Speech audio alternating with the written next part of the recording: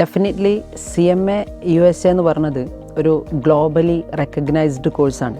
CMA USA 150+ കൺട്രീസിൽ recognised ആണ്. Global passport നടക്കം ഇതിനെ വിളിക്കലുണ്ട്. ശരിയാണ്. പിന്നെ ഒരു പൊതുവേ ഒരു മിത്താണ് ഇത് ഭയങ്കര ഒരു ടഫാണ്, അങ്ങനെ പ്രൊഫഷണൽ കോഴ്സസ് അറിയണം, അങ്ങനത്തെ ഒരു കുറെ മിത്തുകളുണ്ട്. നമ്പേഴ്സിനെ ഇഷ്ടപ്പെട്ടാൽ മതി. അതെ, സത്യം. പെർഫോമൻസ് മാനേജ്മെന്റ് ഒക്കെ വരുമ്പോൾ അതെ, നമ്പേഴ്സ് വെച്ച് ഒരു ഇക്വേഷൻ അല്ലെങ്കിൽ 2 ഇക്വേഷൻ വെച്ചിട്ട് നമ്മൾ എൻറ്റയർ സിസ്റ്റം എല്ലാം കൺസെപ്ച്വലി കണക്റ്റഡ് ആണ്, എവറിത്തിങ്. പിന്നെ നമുക്ക് ഓപ്റ്റ് ചെയ്യാൻ പറ്റുന്ന പല ഏരിയാസ് ഉണ്ടല്ലോ, ലൈക്ക് ഫൈനാൻഷ്യൽ അനലിസ്റ്റ് ഉണ്ട്, അതുപോലെ തന്നെ സ്ട്രാറ്റജിക് പ്ലാനിങ്ങിൽ നമുക്ക് ഫോക്കസ് ചെയ്യാം.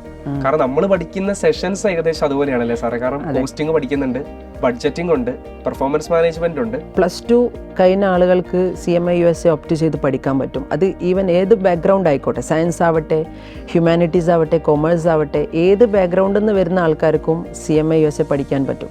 പിന്നെ ഡിഗ്രി കഴിഞ്ഞ ആളുകൾക്കും, ഡിഗ്രിയും കൊമേഴ്സ് തന്നെ വേണമെന്നൊന്നുമില്ല, വാട്ട് എവർ അല്ലേ ബാക്ക്ഗ്രൗണ്ട്. എക്കണോമിക്സ്, സാർ ഫിസിക്സ്, അതെ, ജീവിക്കുന്ന തെളിവുകളാണല്ലോ.